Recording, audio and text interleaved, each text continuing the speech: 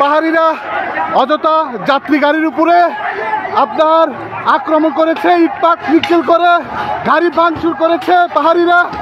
দেখেন ভাই, পাহাড়িরা গাড়ি ভাঙচুর করেছে, অযথা অযথা মানুষকে হয়রানি করছে পাহাড়িরা। দেখেন, আমি নিজ চোখে না দেখলে বিশ্বাস করতাম না কিভাবে গাড়ি ভাঙচুর করেছে পাহাড়িরা। দেখেন দেখেন পাহাড়িরা কিভাবে গাড়ি ভাঙচুর করে মালবাহী গাড়িতে আগুন ধরে দিতে চেয়েছিল পাহাড়িরা। আমরা বাঙালিরা মালবাহী গাড়িকে রক্ষা করেছি।